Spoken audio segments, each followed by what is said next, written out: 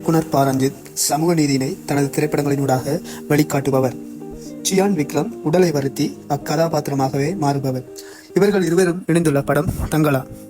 குறிப்பாக சியான் விக்ரம் உடலை வருத்தி அந்த கதாபாத்திரமாக வாழக்கூடியவர் என்பதனால் அவ்வாறு உடலை வருத்துகின்ற போது அதற்கேற்ற திரைக்கதையும் கதையும் அமையும் போதே அக்கதாபாத்திரம் பேசப்படும். இல்லை என்றால் ராஜபாட்டை கோப்ரா என நகைப்புக்குள்ளாகிவிடும். ஆனால் இந்த தங்கலான் KGF தங்க வேட்டைக்கான அடித்தளம் மற்றும் அடிமை முறைகளை பற்றி பேசப்போகும் ரஞ்சித் படம் என்பதனால் சியானின் பாத்திர படைப்பானது சேது பிதாமகன் போல் பேசக்கூடிய திரைப்படமாக அமையும். இத்திரைப்படம் ஆகஸ்ட் 15 தியேட்டரில் ரசிகர்களுக்கு விருந்தளிக்க உள்ள ஒபிஷியல் அனௌன்ஸ்மெண்ட் தற்போது வெளியாகியுள்ளது. 2024 வறண்டிருந்த தமிழ் சினிமாவிற்கு பூத்த ரோஜா பூவை போன்று மகாராஜா வெளியாகியது. இம்மகாராஜா திரைப்படத்தை பார்த்த தளபதி விஜய் இயக்குனர் நிதிலன் சாமிநாதனை அழைத்து பாராட்டியதுடன் படத்தில் உள்ள அத்தனை விடயங்களை நுணுக்கமாக விமர்சனம் செய்துள்ளார். இசையமைப்பாளர் ஹிப்பப் ஆதி மீசை முறுக்கு திரைப்படம் மூலம் இயக்குனராகவும் வெற்றியடைந்திருந்தார்.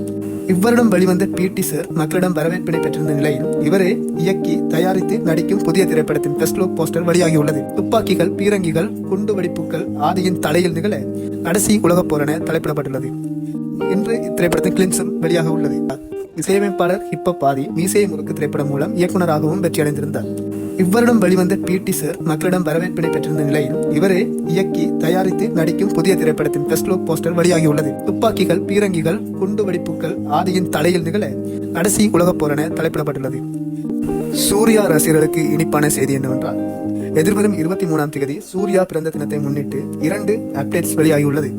சிறுத்தை சிவா இயக்கத்தில் சூர்யாவின் பேன் இண்டியன் திரைப்படமாக வெளியாக உள்ள கங்குவா திரைப்படத்தில் இருந்து DSPயின் இசையில் ஃபர்ஸ்ட் சிங்கிளான ஃபயர் சாங் வெளியாக உள்ள அதேவேளை கார்த்திக் சுப்ராஜின் இயக்கத்தில் வரவுள்ள சூர்யா 44 என தலைப்பிடப்பட்ட திரைப்படத்தின் பெயர் வெளியாகும் எனவும் அறிவிக்கப்பட்டுள்ளது. தல அஜித் அவர்களின் விடாமுயற்சி திரைப்படத்தின் தேர்ட் லுக் தற்போது வெளியாகியுள்ளது.